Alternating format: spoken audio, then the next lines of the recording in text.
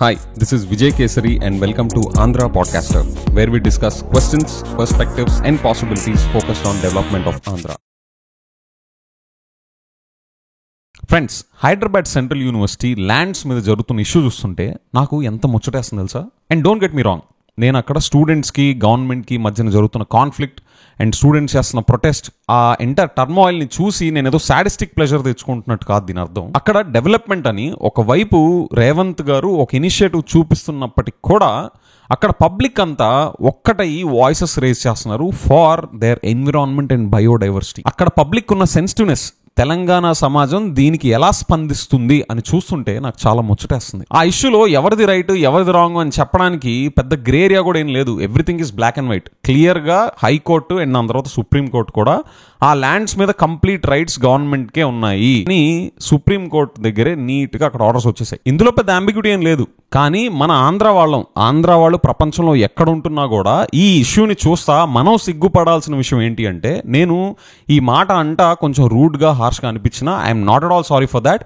మనమంతా సిగ్గుపడాల్సిన విషయం ఏంటి అంటే, the way Telangana society is standing for their environment and their biodiversity. ఇందులో ఎంతో మంది స్టూడెంట్స్, ఎంతో మంది ప్రొఫెసర్స్, ఎంతో మంది చదువుకున్న వాళ్ళు, ఎంతో మంది రెస్పాన్సిబుల్ యూట్యూబర్స్ కూడా ఈ ఇష్యూ పట్ల చాలా స్ట్రాంగ్గా వాళ్ళ వాయిసెస్ రేజ్ చేస్తున్నారు. దీన్ని చూసి మన పరిస్థితి అమరావతి ఇష్యూలో, అమరావతికి సంబంధించి రైజ్ అయిన environmental concerns, biodiversity related concerns, వీటన్నిటి పట్ల మనం ఎంత స్ట్రాంగ్గా మన వాయిసెస్ రేజ్ చేసామో చూస్తే నాకు సిగ్గేస్తుంది. నేను అమరావతికి చాలా స్ట్రాంగ్ సపోర్ట్ అని, మీరు ప్రీవియస్ వీడియోస్ చూసుకున్నవి.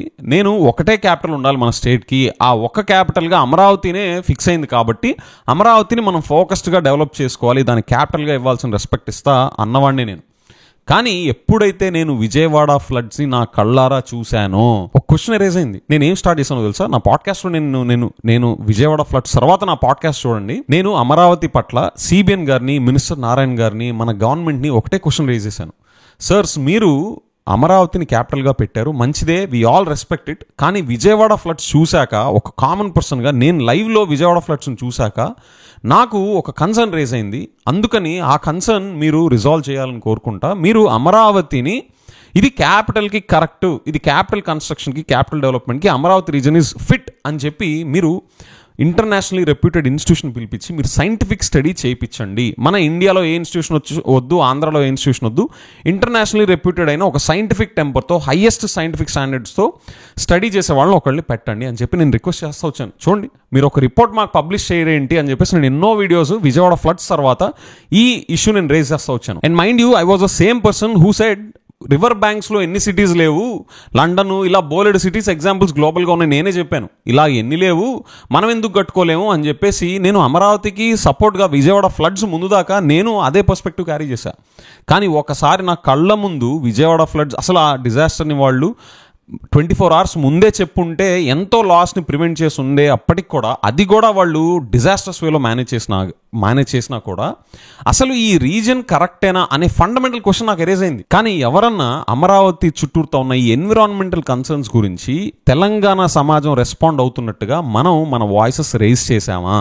మన దగ్గర కాలేజ్ లేవా, ప్రొఫెసర్స్ లేరా, స్టూడెంట్స్ లేరా, చదువుకున్న వాళ్ళు లేరా? ఎందుకని తెలంగాణ సమాజం ఇంత రెస్పాండ్ అవుతుంటే వాళ్ళ 400 acres గురించే, 400 acres నేను తక్కువ చేయట్లా, కంపేర్ టు నేను అమరావతి సైజ్తో పోల్చి నేను చెప్తున్నాను.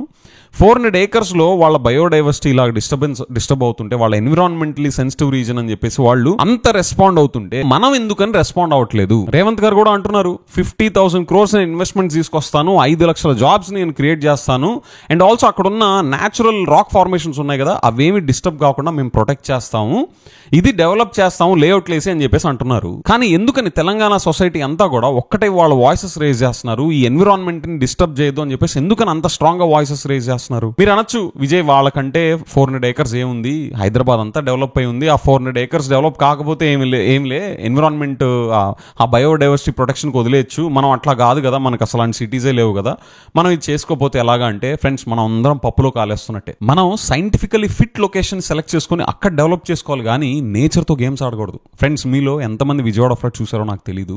నేను Vijayawada is my city, okay, I know my city. నేను చిన్నప్పటి నుంచి ఇక్కడ పుట్టి పెరిగిన వాడిని. అక్కడ విజయవాడ ఫ్లడ్స్ని నేను చూసి లైవ్లో నేను నమ్మలేకపోయా. ఏంటి మన సిటీ, మన విజయవాడకైనా ఈ పరిస్థితి పట్టింది?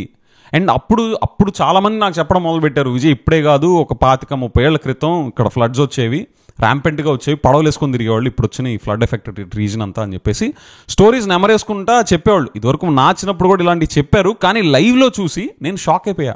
నా క్వశ్చన్స్ అన్ని ఎరేజ్ అయినాయి, ఏంటి ఇక్కడ మనం క్యాపిటల్ కట్టేది అనే ఫస్ట్ ఫండమెంటల్ క్వశ్చన్ నాకు ఎరేజ్ అయింది అప్పుడు. అండ్ మీరు అనుకోవచ్చు, విజయ్ నువ్వు అసలు ఎంత గవర్నమెంట్ ఈ స్టడీ ఏమీ చేయకుండానే అమరావతిని సెలెక్ట్ చేసిందా అంటే, ఫ్రెండ్స్ నేను ఒక లేమెన్గా అడుగుతున్నా, కామన్ పర్సన్గా అడుగుతున్నా.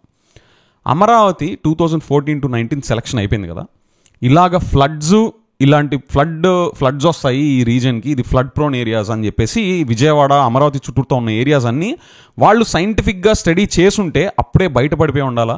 బయటపడిపోతే వాళ్ళ first top priority action item ఏమవ్వాలి, ఈ ఫ్లడ్స్ రాకుండా ప్రివెంట్ చేసే బండ్స్ కట్టడం కానీ, లేకపోతే దానికి తగ్గ ప్రివెంటివ్ మెజర్స్ అన్నీ ఫస్ట్ కట్టి కదా నెక్స్ట్ క్యాపిటల్ డెవలప్మెంట్ మీదకి వెళ్ళాల్సింది.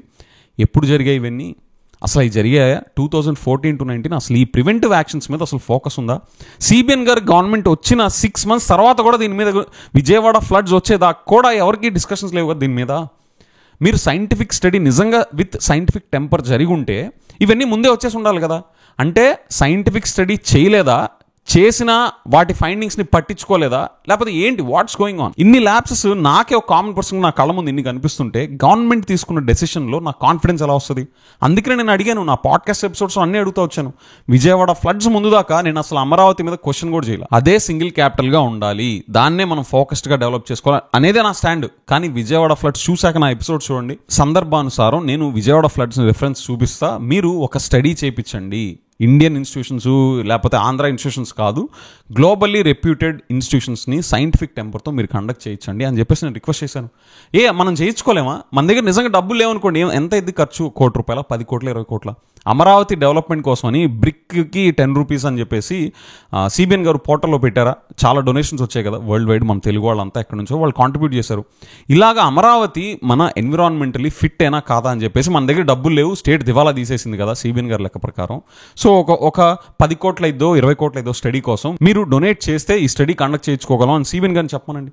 హాయిగా ఏమో మనం కాంట్రిబ్యూట్ చేయలేమా? ₹10 మనం అందరం ఎవరి స్థాయి తగ్గట్టు వాళ్ళు ఇవ్వలేరా? మనం ఎందుకు స్టడీ కండక్ట్ చేయించుకోకుండా నేచర్తో గేమ్ ఆడాలి? మన ఆంధ్ర సొసైటీ ఎంత సీరియస్గా ఎన్విరాన్మెంటల్ ఇష్యూస్ని తీసుకుంటుంది? ఈ ఎన్విరాన్మెంటల్ ఇష్యూస్ అనేవి మన ఆంధ్ర వాళ్ళకి పడతాయనుకోవాలా, పట్టమనుకోవాలా?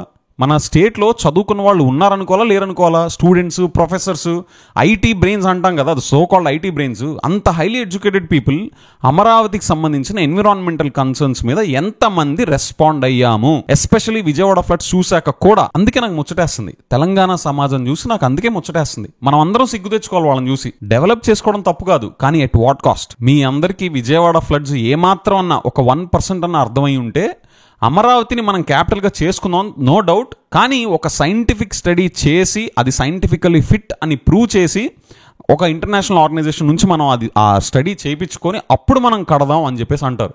ఎంతమంది మాట్లాడుతున్నారు చెప్పండి?